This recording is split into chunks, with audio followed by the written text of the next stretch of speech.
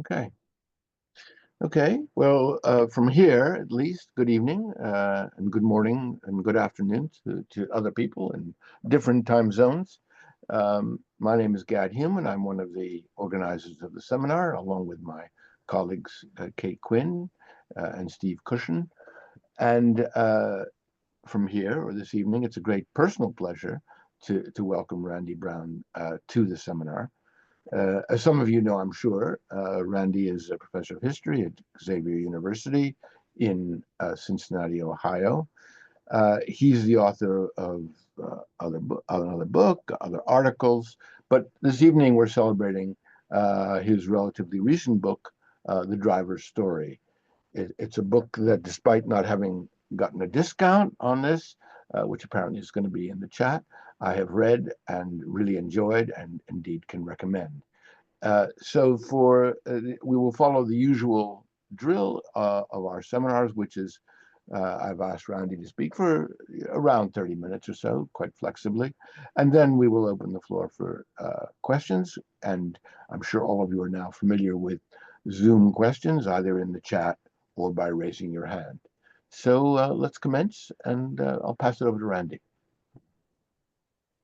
Yeah, thanks for the warm welcome. I'm really excited to be here this afternoon, or I guess this evening, with you all.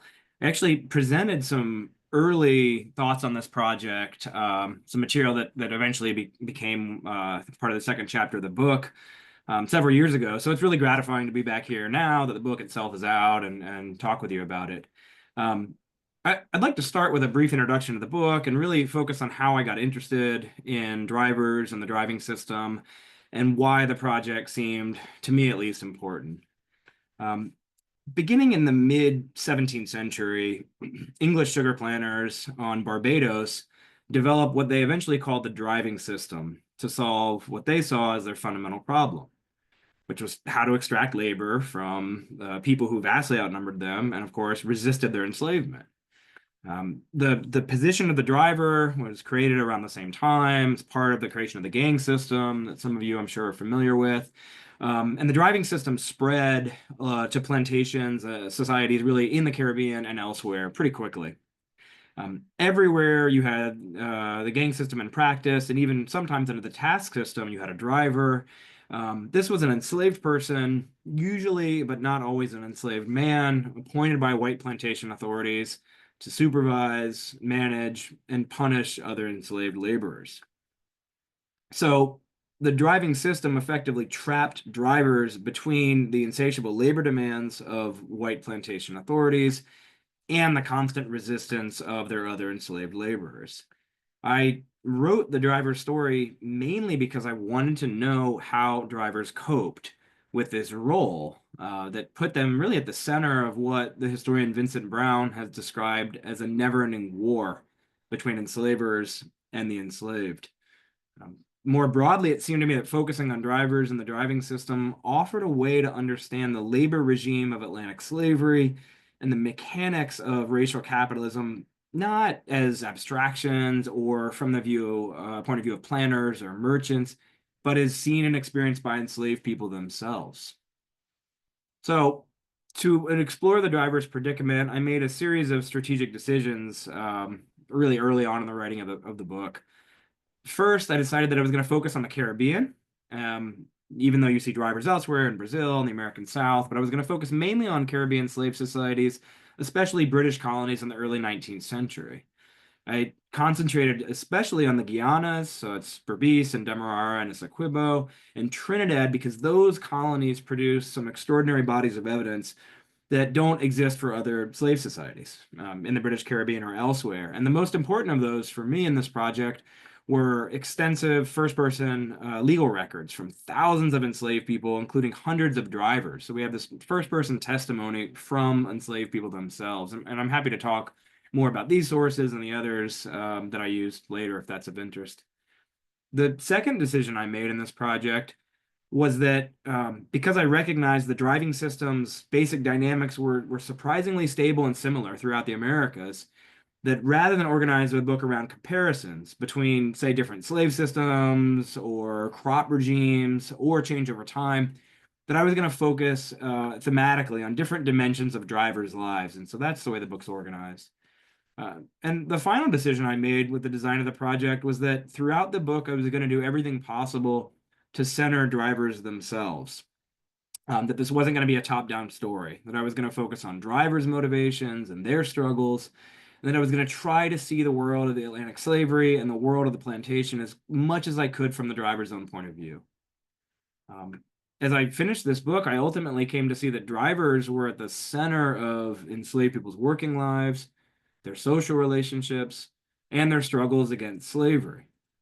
So, for me, at least, exploring the driver's world offers an opportunity to reconsider some of the most important issues in the history of Atlantic slavery with fresh eyes. Over the next 25 minutes or so, as Gad said, I'd like to share with you how I tried to make sense of the driver's world. And I'll do that by focusing on three historical problems, or three questions that I struggled to answer over the course of researching and writing this book. And then at the end of my time, I'll sketch out what I see as some of the project's bigger implications. For drivers, a fundamental challenge was that the enslavers above them and the enslaved laborers below them pushed and pulled them in competing directions. Enslavers, of course, wanted drivers to extract as much labor as profit as possible from their enslaved workforces, while field laborers, of course, resisted the labor regime and the drivers who enforced it every way that they could. And so my first question was really straightforward. How did drivers manage these conflicting pressures? I found that some drivers tried to satisfy their enslavers by relentlessly pushing the people they supervised to work to the utter limits of human capacity. To do so, they often relied on the same basic tools that their enslavers favored, that is, terror and violence. So when a field laborer showed up late to the field, when he could not or would not keep pace with their peers, or disobeyed orders, drivers often turned to violence. There are good reasons we associate in popular memory the driver with the whip. I also found that drivers were quick to report anyone they saw as a troublemaker to white plantation authorities for additional punishment, eager to shift the blame for any sort of shortfalls or problems in the field to the people they supervised. Now, for drivers, there was a major problem with this strategy, and that was that it could backfire. It often provoked even more resistance from enslaved laborers, and these were people whose cooperation drivers, of course, needed to do their job and to maintain their position. One of the things that stood out to me in the course of working on this book was just how much day-to-day insubordination drivers faced. If you look, for example, at the tabulated lists of punishments that we have, punishments inflicted on enslaved people in the Guianas, produced in the early 19th century, you'll find hundreds of people in every 6-month period punished for everything from insulting drivers with insolent speech and making threats to organizing strikes and slowdowns and even physically assaulting drivers. I also found in slave societies in the Caribbean and beyond, incidents where enslaved laborers who thought drivers were too severe actually killed drivers. And so there were real risks in trying to kind of enforce the enslavers' orders through violence and coercion. As a result, I found that savvy drivers knew there were limits beyond which they couldn't push, and that there were times where it was in their best interest to ally themselves with the field laborers below them. Drivers used their discretion to turn a blind eye to minor acts of resistance. Sometimes they tolerated or even encouraged enslaved laborers to strike, to lead a slowdown, or to desert the plantation entirely. When given impossible workloads, drivers sometimes tried to renegotiate labor demands with white plantation managers or overseers. Now, these kinds of actions enhanced a driver's authority within the slave community and encouraged other enslaved people to see drivers as leaders, sometimes even as protectors or ombudsmen. But of course, they put drivers in the precarious position of openly challenging rather than carrying out their enslavers' orders. The typical outcome of these kinds of confrontations is illustrated by the experience of a head driver on a sugar plantation in Demerara who told colonial officials that whenever the manager gave him a task that was, in his view, simply too much for the people he supervised to complete within a day, the manager ignored him and then responded by locking him in the stocks as punishment.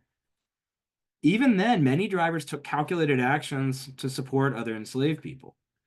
Sometimes they even intervened to protect people from what they saw as unjustified or excessive violence. In one case, a driver offered a remarkable justification for refusing to whip another man as severely as his enslavers demanded. In his words, "We slaves must help one another." As you might imagine, this was exactly the kind of solidarity between drivers and field laborers that enslavers didn't want to see. And so they were quick to punish drivers for anything really that seemed to them like enabling rather than crushing resistance from below.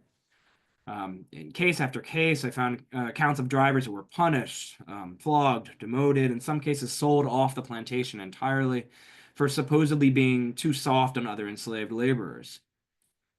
Eventually, I came to see that the fundamental problem for drivers was not so much a single manager, but the system itself that they worked in.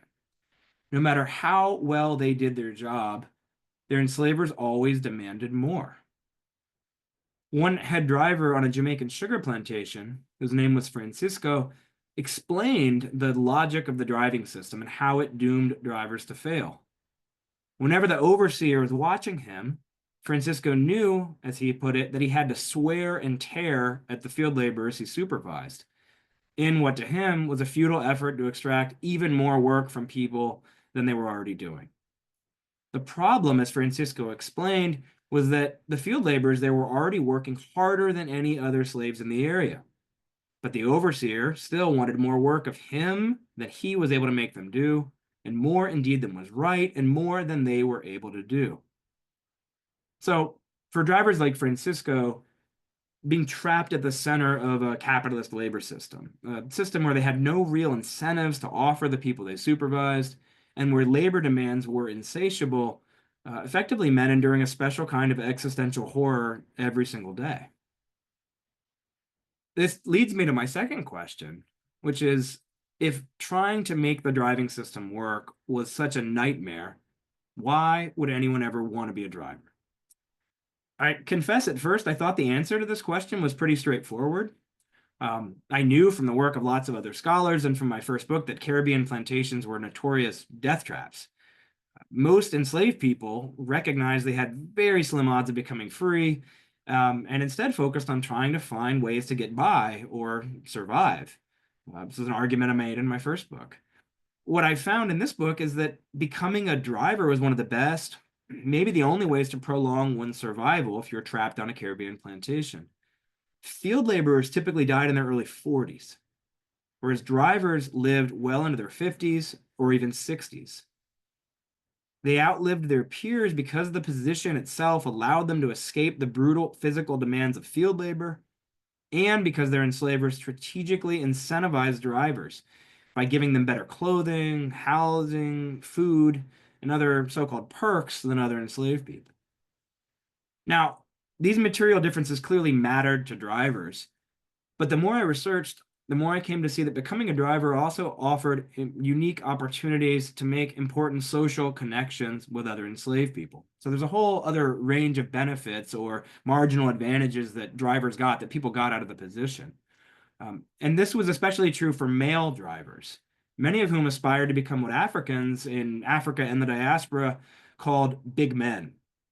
A big man was basically someone who tried to attain what was known as wealth in people by recruiting and retaining different types of followers, especially women, in exchange for offering resources and protection. I found that there were two major ways that being a driver helped enslaved men act like big men. First, drivers drew on the unique qualities of their official position and their close relationships or access to white plantation authorities to offer valuable resources and services to people they hoped to claim as followers. Drivers negotiated with plantation managers to get the people below them badly needed essentials like food and rest. They testified in support of enslaved complainants in court. They used their authority within the slave community to help enforce unwritten rules and customary rights, sometimes, for example, supervising unofficial courts that investigated crimes like theft. And when people got sick, especially when suspicions arose that some sort of malevolent spiritual force or poison might be at play, drivers were the ones who often took the initiative to solicit help from expert healers, such as practitioners of obeah. All of these actions, of course, were really risky for drivers who could get into serious trouble with their enslavers for going beyond the bounds of their official role, which was simply to enforce or extract labor and crush resistance. But these actions were worth it for many drivers because they helped them cultivate strong social ties with other enslaved people and allowed at least some drivers to be seen as respected and trusted leaders. The second way I found that drivers acted like big men was by creating relationships with enslaved women and building large families. Drivers were far more likely, when we look at the statistics, or we do the statistics from the registration records we have, than other enslaved men to be married. When they were married, they had larger numbers of children. And most striking of all, at least to me, drivers were really the only men on Caribbean plantations who had multiple wives. That is, they were really the only enslaved men who managed to form the kind of polygynous marriages to which African men aspired. Drivers' success, unusual success really, in building large families reflected both their higher social status and their ability to offer their dependents access to scarce material resources like food and some modicum of protection. Of course, as enslaved men, there were sharp limits as to just how much a driver could become a big man, and especially how much a driver could protect his family members. I was reminded of this in particular, reading case after case where drivers tried and failed to prevent white plantation authorities from sexually abusing their wives and daughters. Overall, I found that the personal relationships drivers cultivated within the slave community, which they did by refashioning African socio-political ideas, helped them deal with the emotional toll of slavery. It helped them achieve a sense of meaning that transcended their official role as a planter-appointed labor supervisor. As leaders and protectors, fathers and husbands, drivers also helped other enslaved people resist the persistent threat of social death under slavery by finding connection, belonging, and kinship. The third major question I confronted with this project is about drivers and rebellion. I knew from the work of other scholars that drivers were often leaders in rebellions in the Caribbean and beyond. I also knew that drivers often played the key role in preventing or crushing rebellions or blowing the whistle on conspiracies. So I wanted to know what motivated drivers to try to make that excruciating decision to support, to oppose, or maybe try to avoid what we often think of as the most dramatic act of collective resistance to slavery. More broadly, I wanted to know, what did drivers mean for rebellion, and what did rebellion mean for drivers?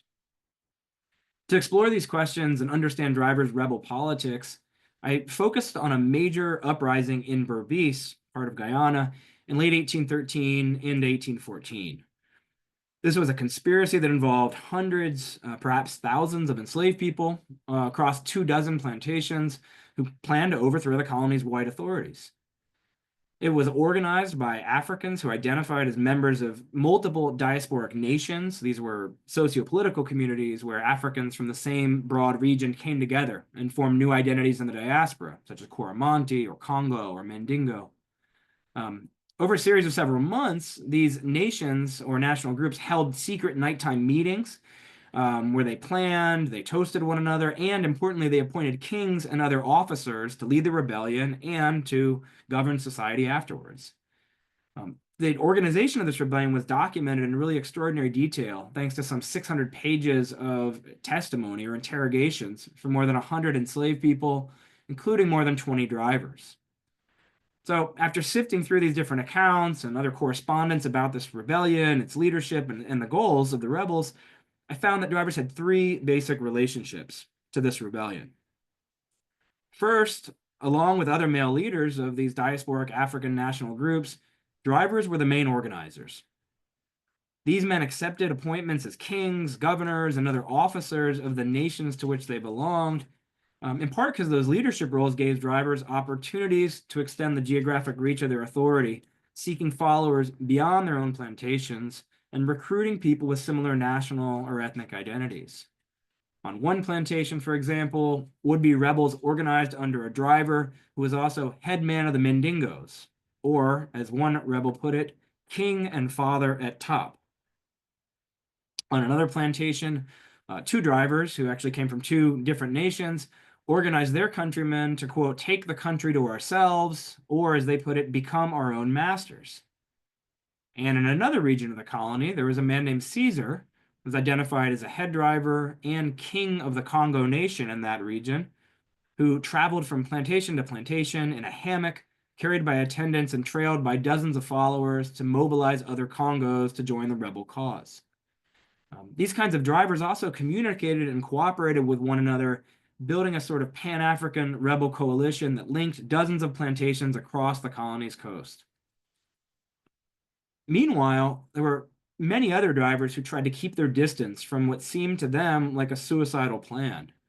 These dodgers, to borrow a term from the historian Marilyn Kars, resisted pressure from other enslaved people who looked to them precisely because they had the kind of social authority and leadership skills that seemed useful for people looking to mobilize and command rebels. In some cases, drivers refused multiple gestures to accept appointments as rebel leaders. Other drivers went further and ordered the people below them to try to stay away from national assemblies and keep their distance from rebels or rebel organizers. And in one case, there was a driver who told Caesar, that was the head driver in Congo King I mentioned a moment ago, that if Caesar kept trying to recruit him, that he would physically fight Caesar. So these drivers, to the extent we're able to tell, often cited the failure of previous rebellions in Berbice and neighboring Demerara, which they remembered in surprising detail, and the brutal consequences that happened for convicted rebels in those cases as their reason or justification for staying out of the fray. Finally, the third relationship the drivers had to this rebellion was that they played the decisive role in undermining it by telling white authorities what they had seen and heard. The most prominent of these was a head driver on a coffee plantation named Alexander, who blew the whistle just a few days before the rebels were planning to start their attack. Men like Alexander may have feared that during the rebellion, other enslaved people would see them as targets to be eliminated rather than potential leaders.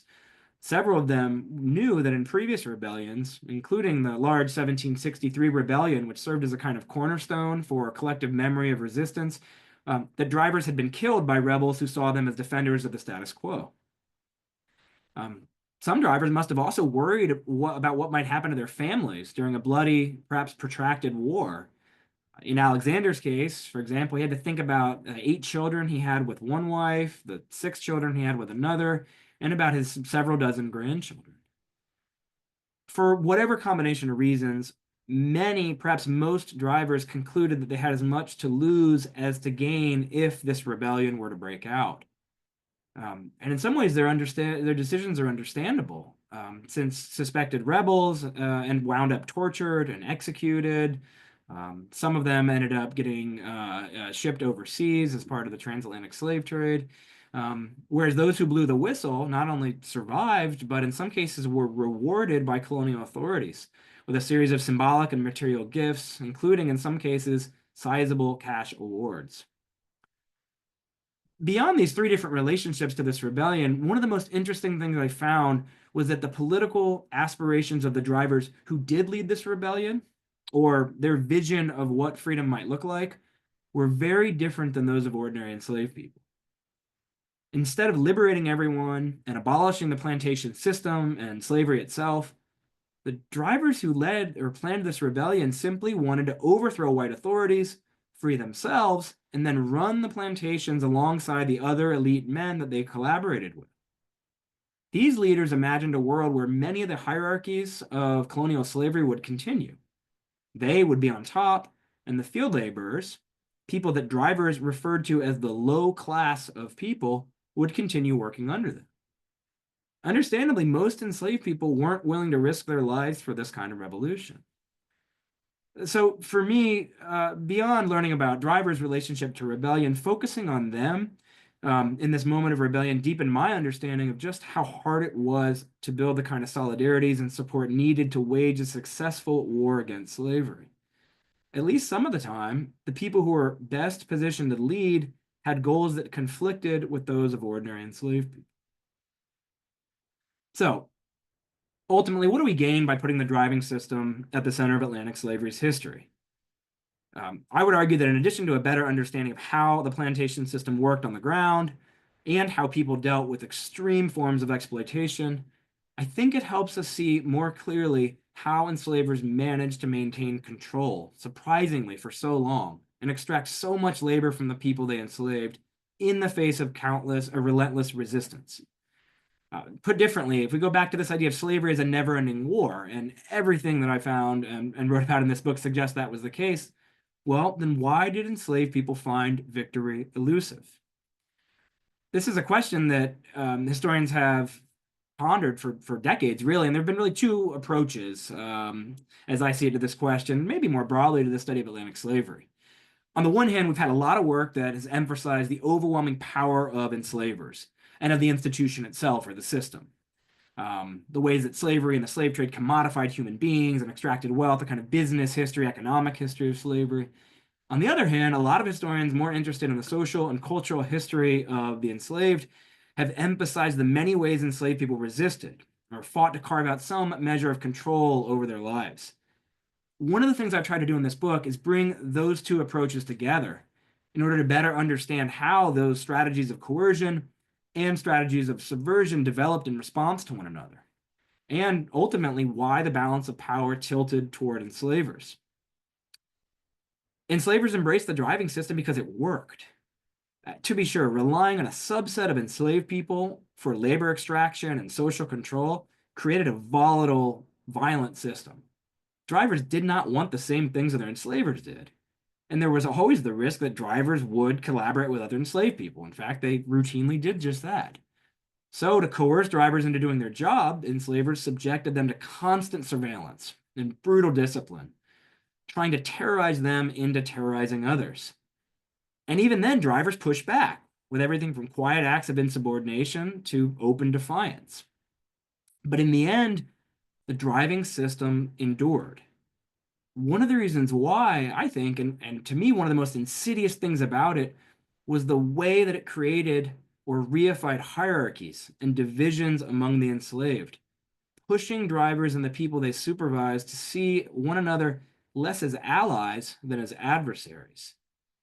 Then, as now, the ruling class maintained power in part by getting oppressed people to focus on internal conflicts rather than unite against their common enemy. I'll conclude with just one final thought about what I see as the relevance of the driver's story in this moment. It's really tempting to see the driving system as an anachronism, as one of the most perverse features of a world where production relied on brute force and terror, or as something that disappeared when slavery was abolished and whips were replaced by wages. This is how abolitionists actually saw it, in fact. The reality, though, is that the driving system was a fundamentally modern form of labor exploitation. It was also one developed on Caribbean plantations decades before the Industrial Revolution. And its key features, the insatiable demand for more labor, more profit, the total disregard for workers' safety and health, the relentless surveilling and accounting and measuring, all of those are still with us in arguably different forms. So to me, understanding the driver's world is an opportunity to distill racial capitalism to its awful essence, to see it as the Guyanese historian Walter Rodney might have put it, without its loincloth. Thank you very much. I look forward to your questions and our conversation. That's great. So thanks very much. That's you've ended that with as you ended the book, as I remember.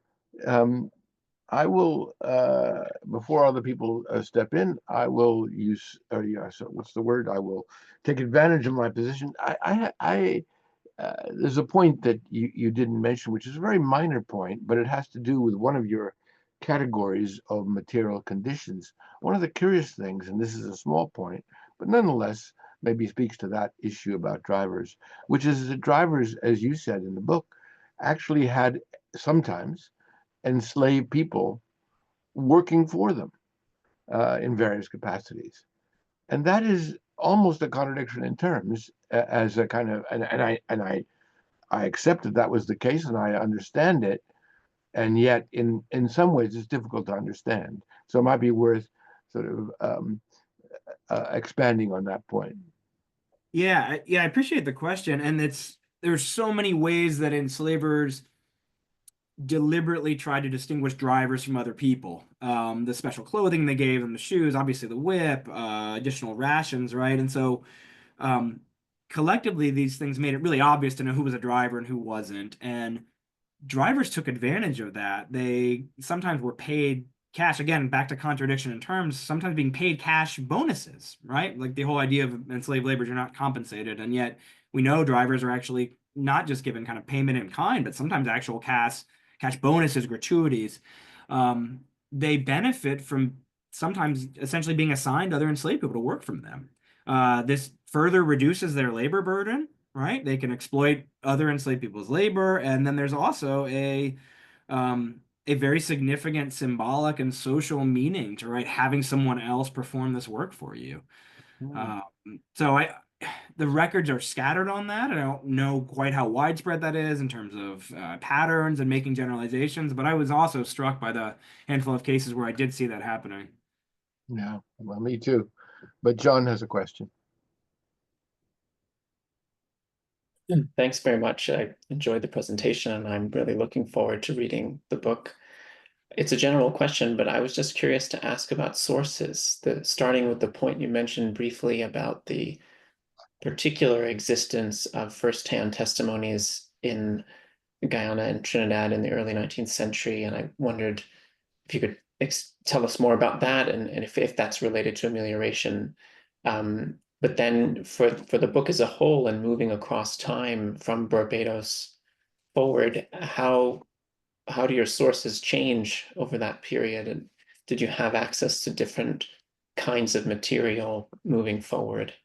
Yeah, thanks for the question, John. I appreciate it. So, yeah, I think it's kind of two related questions. The amelioration one I'll answer first. These are absolutely produced during amelioration. They're the records of legal officials known as fiscals, which is a legacy really from the Dutch period in the Guianas, and then a newly created officer known as the protector of slaves. Amelioration doesn't happen the same way everywhere, in large part because older established colonies like Jamaica and Barbados are really successful at resisting pressure from Parliament to enact new slave codes. And these newly acquired territories, St. Lucia, Trinidad, and the Guyana territories, don't have the same political power effectively. And so what we get is a whole series of records that we don't have for other places. And so now, I mean, these records are not perfect, right? Enslaved people are speaking in a highly contested legal form, right? They're going and they're making certain types of complaints and not others. The laws that exist, or quote unquote protective laws, focus on a kind of narrow range of issues: labor disputes, physical violence. And so there's a lot that these records don't capture, and they may exaggerate the level of conflict between drivers and field laborers and others, right? No one goes to court when things are going well, or the system's kind of functioning smoothly, if it ever did that. And so there's absences, there's gaps, there's challenges in reading these.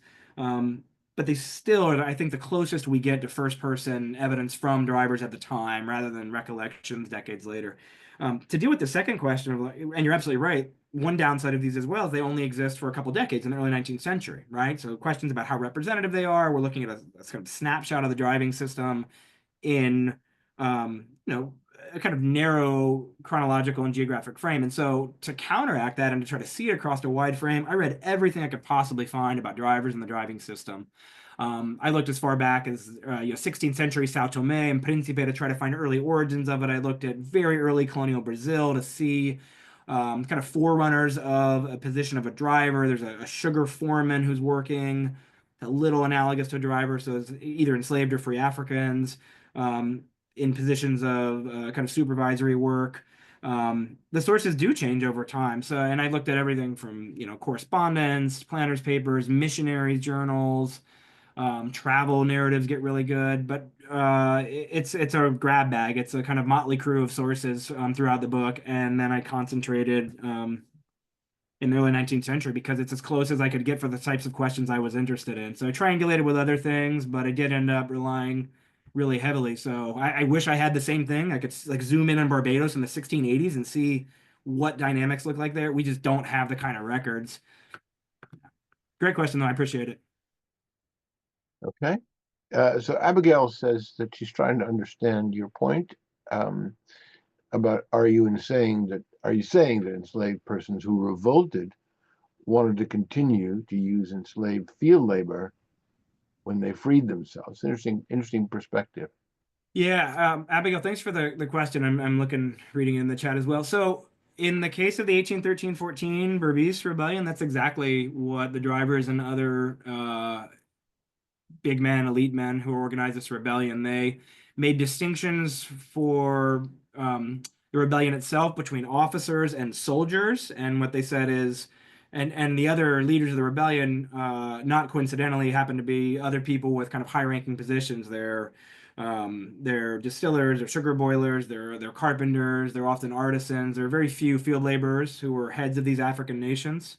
And the drivers, together with the drivers, they are making very clear distinctions between them as officers and the other people as soldiers. It's very authoritarian. They're talking about the need for kind of absolute obedience from the soldiers to the officers. And then what they're saying afterwards is they're making plans to divvy up plantation property. One rebel leader is going to live in the governor's house. Other rebels are dividing parts of individual plantations. And they explicitly say in a few cases that the idea is that the field laborers or the low class of people will work for them. This, as you say, is not something that only happens in this rebellion. We see it really, I mean, in Berbice in 1763, it's exactly the vision of some of the main rebel leaders. And it leads to a certain amount of civil war and resistance from Marilyn Cars wrote a great book, Blood on the River. It goes into this in more detail. And so I think we're seeing a similar dynamic here 60 years later, 50 years later. Yeah.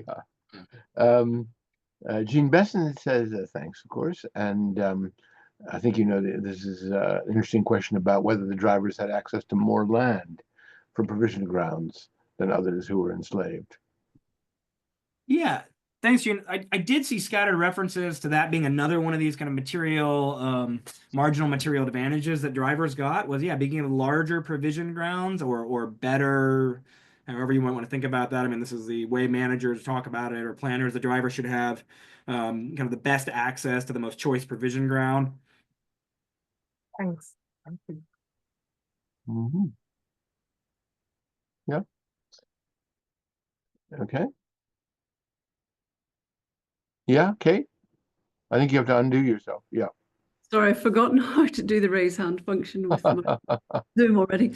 I mean, that was absolutely fascinating talk. Thank you so much. One of the questions I had about these African nations, Congo, Mandingo, and so forth that you mentioned, I'm curious about sort of when we see these forms of self-identification emerging, and was that specific to the Guyanas, or have you seen evidence of that also? For example, you said you were also looking at sources for Trinidad. Yeah, great. Thanks, Kate. And thanks for the nice comments about the talk. It's not unique to the Guyanas. We see it everywhere, and we see enslavers really worried. I mean, Edward Long and his paranoia or fear about the Coromantese in Jamaica is kind of the most notable group of this. The work on African nations and ethnogenesis in the Americas is rich and deep and suggests that really in the kind of early decades of the slave trade, you see people starting to form these new national groups. It's a way of finding belonging and connection and realizing that you may not have people who are from your exact specific regions. You form these new kind of overarching identities that wouldn't have mapped onto African, individual African ethnicities. I mean, that's my understanding. They're not people in the Gold Coast, in the 18th century who are saying, I'm Coromantese in the same way that they are in the Americas. In the case of Guyana, we see it much earlier than this. Really, you see it back in 1763 in the rebellion there, where really people who'd be identified as Mina or Coromantese are the main leaders, and then there's factionalism really breaks into a civil war during the rebellion. Interesting, there's kind of three different competing origin stories for how this 1813 plot started. As you might imagine, right? Everyone has incentives to lie and not commit it themselves. But sorting through that, it seems like a lot of the gravity, at least one of the stories, points to a man who's known as Congo Sam, who gets moved to Berbice from Demerara, and he shows up and says, "Oh my God, there's no Congo nation here, or the Congos are not organized. Like, who's doing the burials? Who's doing collective assistance? There's reasons these nations existed aside from rebellion." And Congo Sam says, "You guys need to get your act together. Like, we need to organize." And eventually, out of that organization, one of the things that comes is this rebel plot. That's a longer and clunkier answer than you may have wanted, but I appreciate the question. Thank you. Okay. Marley, you want to unmute yourself and ask your question? Yeah, hi. Thank you for this really interesting talk. One of the things that I was really, or that I'm quite interested in hearing you talk about more is kind of the extent to which you felt like you were writing a book about gender, when thinking about drivers, and if you see the role of the driver, kind of serving to reproduce gender difference amongst enslaved people. And then additionally, I remember hearing you when you were talking about this book at some other point mention that you found a lot more female drivers than you could see in the registers. And I'm so interested in that. So I would absolutely love to hear you talk a bit more about that. Yeah, thanks, Thank Marley, you.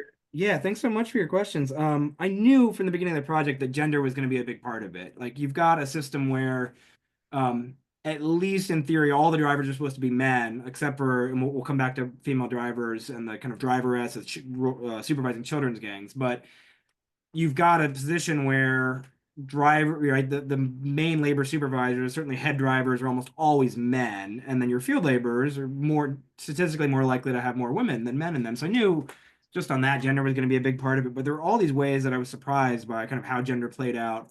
The idea of big men was one way of trying to make sense of this and think about it not only through the preoccupations of the planner class and their ideas, their sexist assumptions about who can lead and who can be in a position of authority, but think about how African and African descended enslaved people would have understood these relationships. And so there's really no way that the driver's position is not gendered in labor and outside of labor, and how drivers thought of their role. I did find a lot more women drivers than I thought I was going to find. I really expected, I knew that there was this, under the gang system, there's like, children's gang or third gang, grass gang, however you want to think of it, where children who are just beginning their working years on the plantation are kind of acculturated to the rhythms of the plantation, essentially being taught what it means to be an enslaved labor. And I knew that the drivers supervising them tended to be older, sometimes even elderly enslaved women, could no longer do the really harsh physical labor of the first or second gang. What I didn't know was that I was going to find a pretty surprising number of women as drivers of the second gang, or drivers supervising adult field laborers. I knew there were some outliers in Barbados from Barry Higman's work, some demographic work that shows that in Barbados there's kind of outliers, but even other places I would find women doing this. And there is a certain amount of archival erasure going on here, where I would find a woman in the legal records who is very clearly identified as a driver. So a woman who goes to the protector, or someone goes to the protector of slaves, complains about someone, turns out, oh, the driver is this enslaved woman, Molly. She's very clearly performing the role of a driver, and then I go to look her up. It's a basic part of my method, and figure out more biographical information about these people, go to look them up in the registration returns, and then find them listed as a field laborer. And so that to me is like, I mean, what do you make of that? Part of it, I think, is ideologically, plantation managers, overseers, slaveholders are recognizing that in practice, enslaved women were perfectly capable of doing the job of driver, and yet their gendered ideologies didn't let them record that and in these official records. I mean, I don't know exactly what else to make of that. But I did find a lot more women performing the role of driver. Not enough to really start seeing differences in how female drivers and male drivers operated or how people responded to them. I mean, it's just so scarce, the evidence, that it makes, I know you're not asking, but I'm just thinking, one of my frustrations was not being able to make these kind of bigger overarching conclusions or comparisons. Good. I know, I'll stop there. I got more to say, and I hope I think we'll get a chance to talk in Trinidad here in a few months, and I'm really excited to learn more about your work, so put a pin in it for now. Thank you again, though, for the questions. Allison, I think it's, if you unmute yourself. Hi there. So I just want to comment on that discussion just now. I do have a question, my own question, but I'm wondering if, Randy, if what you're seeing there in the failure to kind of recognize women as drivers per se is a clash of cultures, because certainly if many of these enslaved people are coming from matriarchal societies, the idea of female leadership is not foreign, right? But it is a difficult concept for white European patriarchal, Eurocentric people who are actually, the quote unquote authorities or the owners or whatever.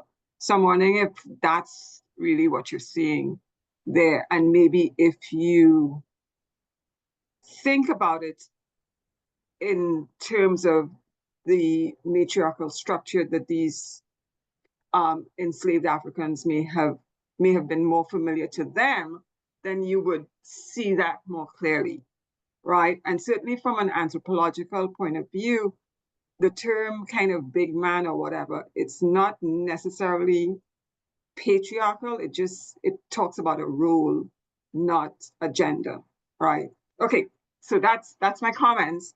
But my question is, I don't know if you saw this, because I don't know about other places. I just know a little bit about Trinidad in terms of freed Africans working as drivers, right?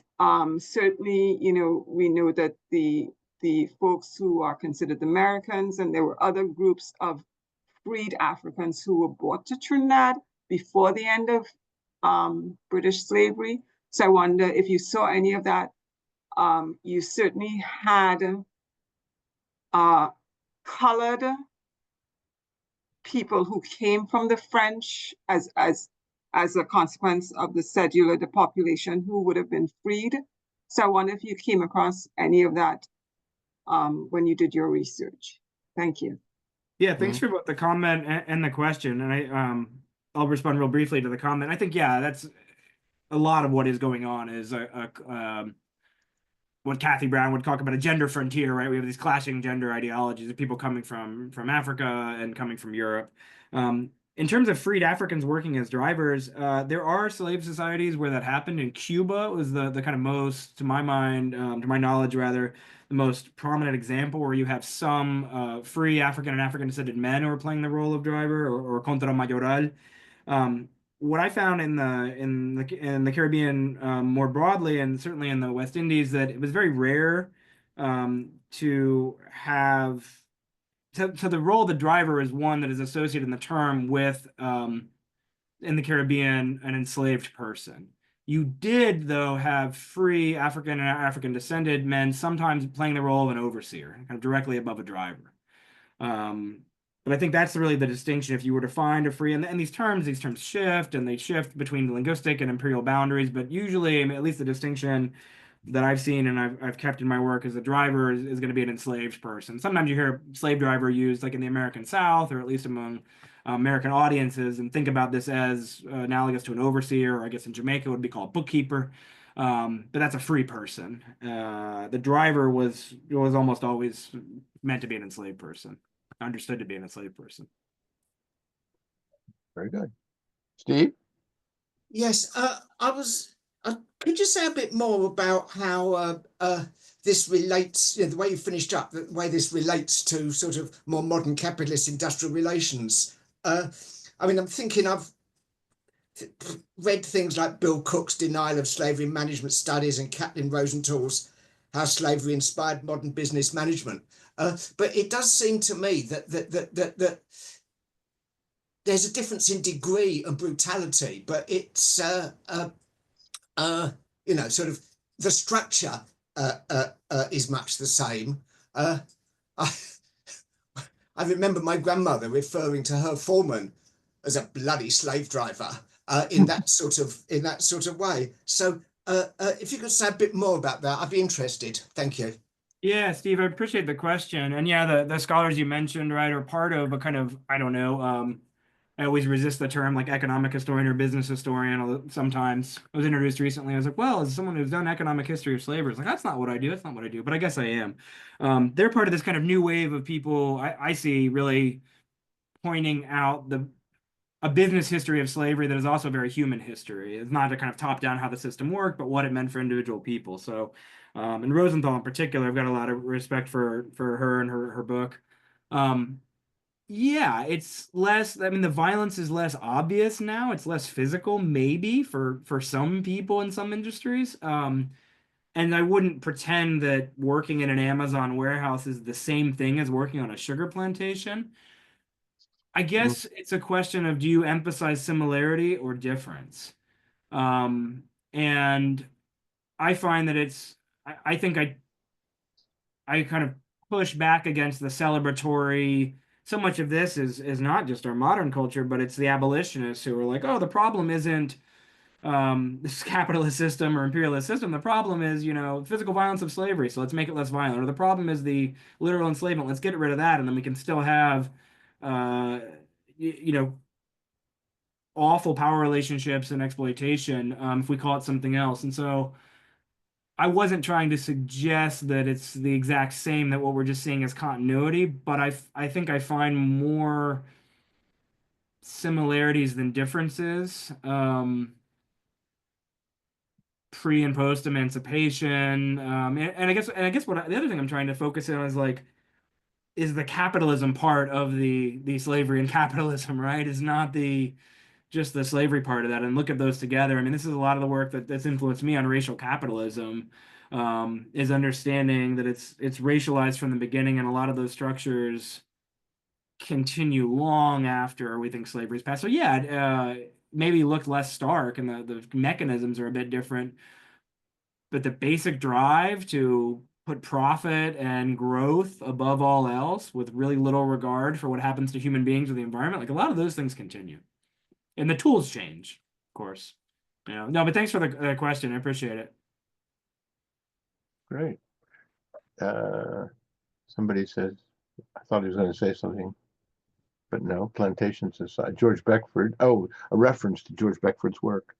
Oh, yeah. I think Beckford may be in the book. This is where I'm embarrassed to not have my bibliography with me. But yeah, certainly no Beckford. Interesting. If there's not an obvious question at the moment, it is a personal thing. I have to write a chapter of a book on slave resistance in Jamaica. Yeah.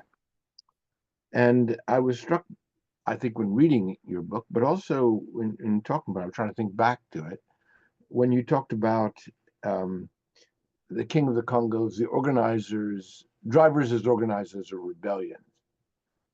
And I was trying to think about, I mean, in this case, the Jamaican situation, because I have to. And we don't have the kind of evidence about somebody as the King of Congos in the Jamaican case, for example. There's probably something in Tacky's rebellion. Well, yeah. The Tacky's one, the interesting one is, right, I mean, it's named for Tacky, you know this, but maybe not everyone does, but he's not the main leader for often. It's a Pongo or a wager. And a Pongo, as Vincent Browne points out in his book, but doesn't really dwell on it. I mean, that's not his story. I don't mean that as a dig against his book at all. No. A Pongo was or wager was a driver. Yeah, he was. Yeah. And so, I mean, I've wondered, I mean, I've indeed asked Vince the question as well. And, fair enough. I think he said we just don't know. But to what extent is a Pongo not just drawing on Coromantee military traditions and experience, right? This diasporic warfare. To what extent did his experience as a driver shape his politics, his experience of leadership and command? I mean, and then you've got some drivers who show up in conspiracies. There's a 41 or 44. There's a Hanover conspiracy, I think. Later, 76. Yeah. Yeah. I mean, you have them popping up here and there. Yeah. It's interesting, isn't it? I mean, for people who haven't read Vincent Browne's book, this figure that Randy mentions is so fascinating because he had a connection to his enslaver from Africa. The connections are just incredible, and it's also incredible that he picks up the so-called Tacky's rebellion and runs with it. Yeah, that's a whole separate issue, but quite interesting, quite fascinating. Joe has to leave. Joe Norcom has to leave. Lots of questions. Okay. I don't see we've worked you pretty hard, not hard enough, I would say, in my view. But that's, yes, Vincent Browne's book, Taki's Revolt. Taki's Rebellion by Vincent Browne. But if there aren't any other questions, then people are thanking you, obviously, and I would too. I think that was really fascinating. I have, of course, a particular interest in this area, and I think you've satisfied the listeners and viewers. Steve seems to have another question, even though we're leaving it. No, I'm just going to say that if you look at the beginning of the chat, and I'll try and put it in again, the book, The Driver's Story, is available with a discount. So you may wish to get that. But it's the first thing in the chat. But how do you? Right, I'm going to try and put it in again. But Alison, sorry, Steve. After this, yeah, no, I'm going to say. After this, I think many of us might want to purchase it. My copy is not for sale. What is the event in Trinidad? It is the association. Alison asks. It is the association, the annual meeting of the Association of Caribbean Historians, which this year in June happens to be meeting in Trinidad, but meets annually in different parts of the Caribbean. Yeah. So thanks very much. The discount is there. Randy, that was great. Thank you all. I'll just say thanks again, Gad, Steve, Kate. This was a lot of fun. I appreciate the questions and conversation, and y'all taking time out of your busy days to join us this evening. Yeah. Well, you and I will be in touch, Randy, and much appreciated. That was great. That was really interesting. I look forward to it. Take care, all. Thanks again. Say hi to Fernanda. Okay.